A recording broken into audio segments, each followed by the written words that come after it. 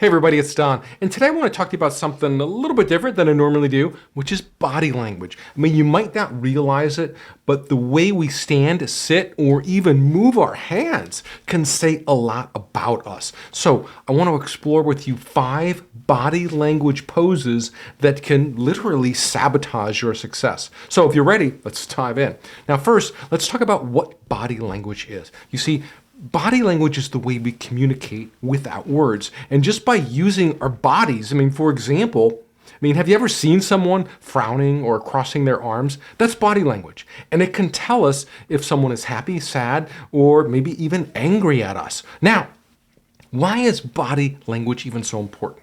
Well, it can really help us understand other people a lot better because it's a lot easier to show body language than it is to vocalize how we feel. Though some people are very good at vocalizing how they feel, but it can also show others how we feel instead of having them hear us. But sometimes we might use our body language in a way that can hurt our chances of success, which is why I titled this video about sabotage. And that's why it's important to be aware of these poses and maybe do your best to avoid them. So let's start with the first pose that can literally sabotage your request. Number 1, crossed arms. Have you ever found yourself crossing your arms when you're talking to someone? It might feel comfortable for you, but it actually might send the wrong message to whoever you're talking to. You see, when you cross your arms, it can make you seem closed or closed-minded, or closed off, and not open to new ideas. And people might think that you're not interested in what they have to say. So to avoid this, try keeping your arms by your side and gently resting them on your lap. This way, you'll seem more open and approachable. And remember, the way you stand and you move your arms can have a big impact on how others perceive you. All right, let's move on here to number 2, slouching. And I think we've all been guilty of this one. From time to time, especially when we're tired or bored, we all slouch. It just kind of feels comfortable. It's kind of a relaxed pose. But slouching can give the impression that you're not confident or that you don't care about what's happening around you. So you never want to be slouching like in your boss's office or sitting in front of a customer. To show others that you're actually engaged and confident, sit up straight and keep your shoulders back.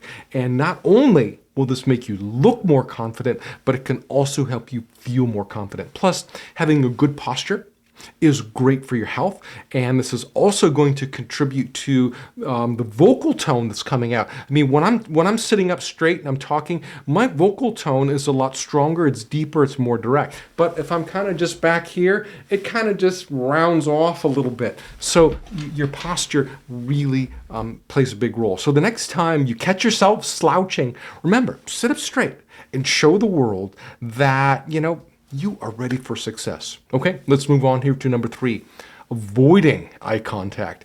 Now, when we're nervous or unsure of ourselves, it's easy to avoid looking at someone in the eye. But did you know that not making eye contact can kind of make you seem untrustworthy or like you're hiding something? To show people that you are honest and confident, which you are, try to make eye contact when you're speaking with them. You don't have to stare at them because then they're going to think you're weird. But just look at their eyes for a few seconds, at a time, and then glance off. And this simple change in your body language can really help you make a great impression that's going to build trust with other people. Okay, let's move on here to number 4, fidgeting. Have you ever caught yourself, tapping your foot, twirling your hair? I can't twirl my hair. Or constantly, checking your phone. These little actions are called fidgeting, and they can make you seem anxious or like you're just not interested in what they're saying. So to show others that you are calm and you're focused on what they're saying, try to be aware of your fidgeting habits and work on reducing them. Instead of, tapping your foot or playing with your hair, take a deep breath and try to stay still. You can also use techniques like, squeezing a stress ball. I don't have one here. Or, a little doodling paper, which will kind of keep your hands busy without distracting. And I'm one of the things I've known is meeting with job candidates, men and women. They'll be sitting back there just twirling their hair because they feel so tense and nervous in the interview. And And as a good interviewer, I will try to make them feel comfortable and relaxed so that they can really be themselves and I can see their true self. But remember, being mindful of your body language can really help you appear more relaxed and in control, which will make others more likely to trust and listen to you. And finally, the last one here, number 5, invading personal space. Have you ever been in a situation where someone stands too close to you and it makes you feel uncomfortable? That's because we all have these invisible bubbles around us we call personal space. Now, I think some of this kind of varies a little bit on culture. I believe that in the United States, the personal space is much wider. We generally don't like people getting too close to us, probably because, America is really spread out geographically. But if you go to other countries where, things are, a lot more packed in, people's personal space bubble is a lot smaller and they're more comfortable with you, being closer than if you were in America. Now, these are just some slight observations. I'm not sure how much truth there is to that, but it may vary a little bit by culture and by geographic location.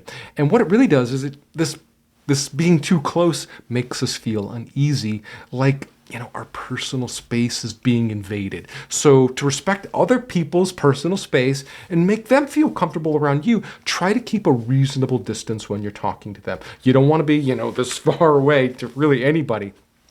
But this distance can vary depending on the situation and the person. But a good rule of thumb is to stand at least, an arm's length away. And being aware of other people's personal space is going to show them that you're considerate and respectful, which can help you build stronger relationships and improve your chances of success. Now, I've been in those situations where, some people, they were, I call them close talkers. They just came real close to me. And so, I would back up to kind of reclaim my space, and then they would move in again. I haven't quite told them to back off. I would have a hard time telling somebody they're too close to me. So I just try to, sidestep that and just back away so that I feel comfortable listening to them. And there you have it, my friend. That's all I have for you. 5 body language poses that can literally sabotage your success. So remember, keep your arms open and relaxed. Sit or stand up straight with your shoulders back. Make good eye contact when you're speaking with other people. Be mindful of your fidgeting and respect other people's personal space. And by being aware of your body language and making these small changes, you can make a huge difference in how other people perceive you. And this is going to help you build stronger relationships, make great first impressions, increase your chances of success, build a stronger bond and rapport with people. Whether you're interviewing someone for a job or you're interviewing for a job, whether you're working with a sales client or anything, these body language poses are going to help you just be an overall better communicator. So thank you for spending some time with me. If you found this video helpful, please give it a thumbs up. I would really appreciate it. And if you didn't get a chance to subscribe yet, please subscribe. And I will see you in the next video. Bye now.